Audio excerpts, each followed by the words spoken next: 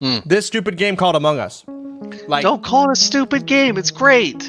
now, how do you play it? What do you do? Okay, so it is. If you had to guess, how many players do you think initially flocked to Among Us back when it was first released in June 2018? Get a number in your head, make a guess, and we'll go through some stats. We'll start by revealing that last week, the game hit a peak of 4 million concurrent players, or the equivalent population of New Zealand all playing the game simultaneously. So then if we take this number of 4 million players currently and work backwards to when the game first came out, the initial player base might have been, well, I don't know, maybe 1 million? Nah, that's probably too high, perhaps 100,000? Nah, that's probably still too high. What about even 10,000? Well, no.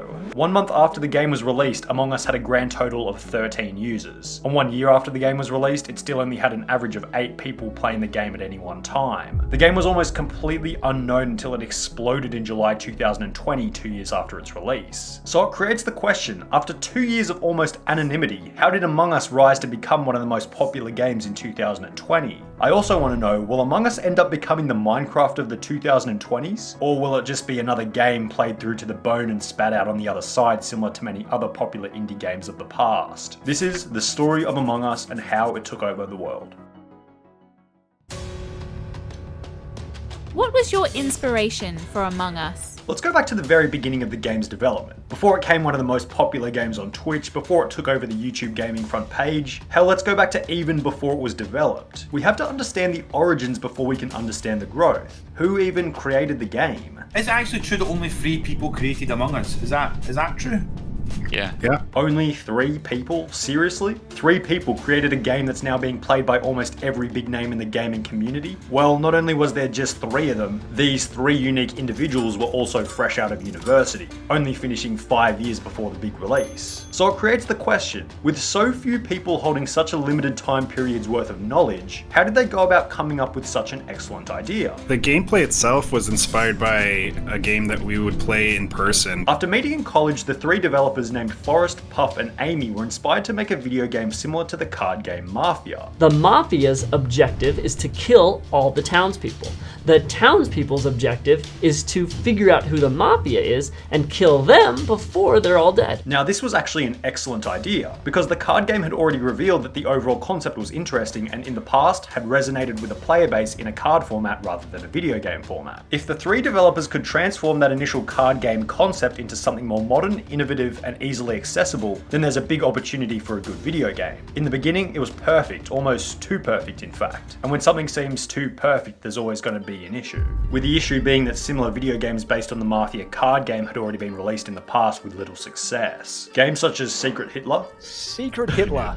This is a game all about deception and lying. and Werewolves Within Today I'm playing Werewolves Within. This is a deception game. had both been released back in 2016, each resulting in minimal success and poor reviews. This revealed something to the developers of Among Us. Maybe people weren't so interested in a video game based on the Mafia rule set, because these games had been released as total failures. Was Among Us just going to be another failure alongside Secret Hitler and Werewolves Within? Well, no, that wasn't the definitive conclusion, because maybe these games had just been made poorly. Both games were basically just a digitalized version of the Mafia card game, and honestly, why would you play it digitally when you can just play in real life with your friends? What these 2 games did for Among Us was show that simply making a digitalized version of the Mafia card game was a total waste of time, since both of these games showed that there wasn't much interest in it. What they needed to do was take the general concept of Mafia, remove anything to do with the cards, and instead replace it with fast-paced multiplayer online strategy. The 3 developers took all of this information and founded their gaming company Innersloth in 2015, a name later revealed to have come from a random name generator. So, truth be told, it was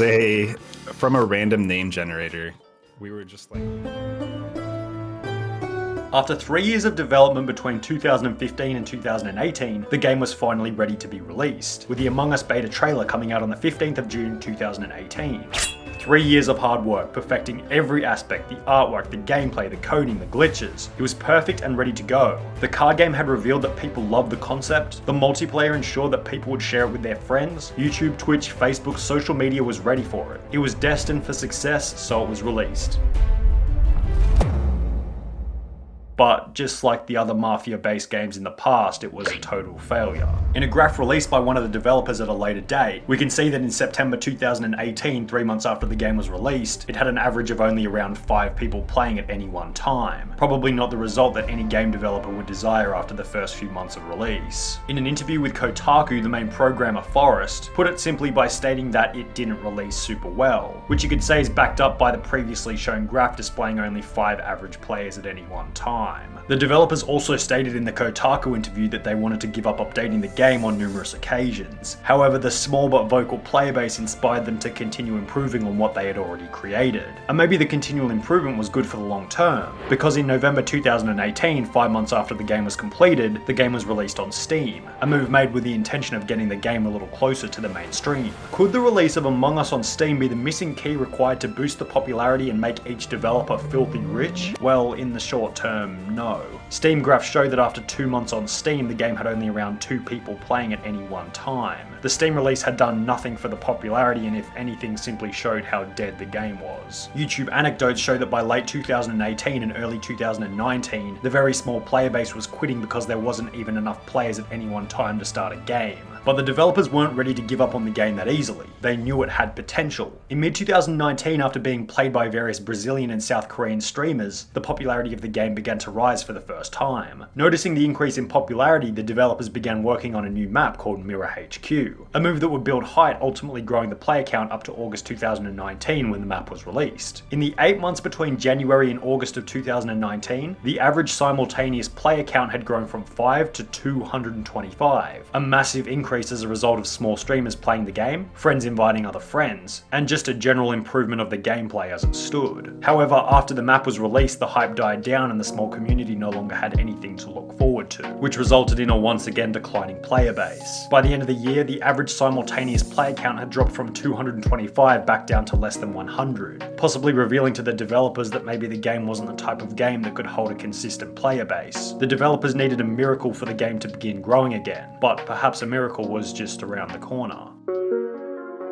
2020, a fresh year, new Inner Sloth. Well, not really, but metaphorically, absolutely. Because 2020 would be the year where 2 years of hard work would finally pay off for the 3 developers at Inner Sloth. In January 2020, the player count began to rise again, reaching 117 in January, then 220 in February, then 233 in March. Among Us had reached a new peak player count that had never been seen in its almost 2 years of activity. What could be causing such growth for Among Us? Well, it was kind of a perfect storm for the game. Many of the established games at the time, such as Minecraft and Fortnite, had been played over and over, and the player base of each game was looking for something new. Minecraft was still extraordinarily popular, but, you know, there's only so many different houses that you can build. Fortnite had been dragging on for a while and people were getting bored of it. Loads of new players were departing the established games and looking for something new, something with variety, something with a new set of rules. Now, take this factor and combine it with everyone being at home for the, shall we say, general various atrocities of 2020, and you have a pretty good opportunity for Among Us to get some traction. The game also had absolutely no barrier to entry and required no skill to begin playing, so there was no skill gap between the people that had been playing for 2 years and newly starting players. Various small streamers from countries such as Brazil and South Korea once again began streaming the game on Twitch, giving it small flashes of exposure here and there, ultimately resulting in slow but steady growth between January and June of 2020. However, the slow and steady growth wouldn't be slow for much longer, as on one seemingly insignificant night in July 2020, the popularity of Among Us would change forever.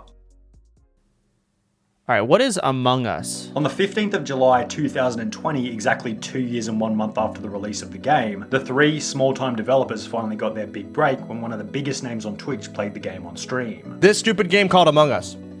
Don't call it a stupid game, it's great! Now, how do you play it? What do you do? Sodapoppin, having 2.8 million followers at the time, was recommended the game by a Twitch employee named Pluto. It's really fun. I played it a lot so far. Sodapoppin reluctantly tried the game, being confused at first, but after a few rounds started to really enjoy the game.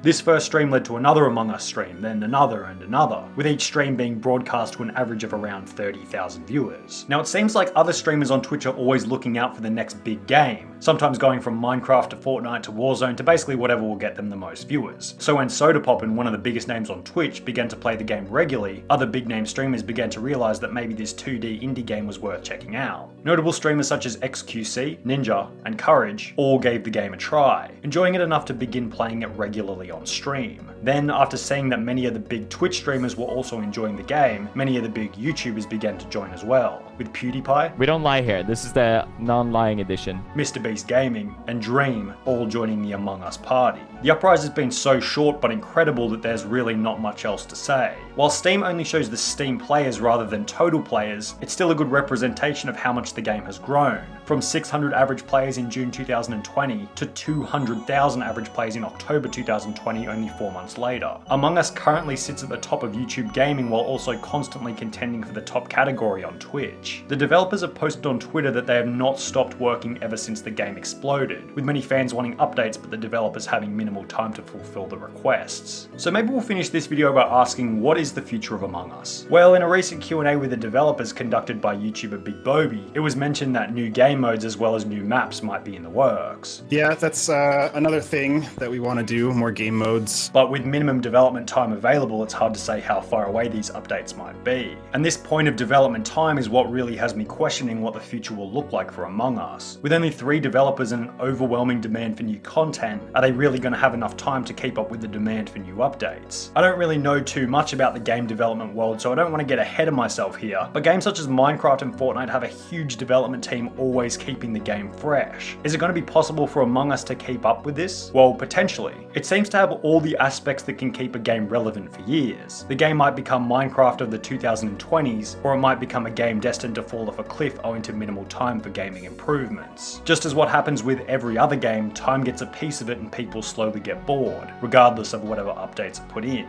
But until that point, we're just going to continue enjoying the madness that's been created by 3 small-time developers at Innersloth.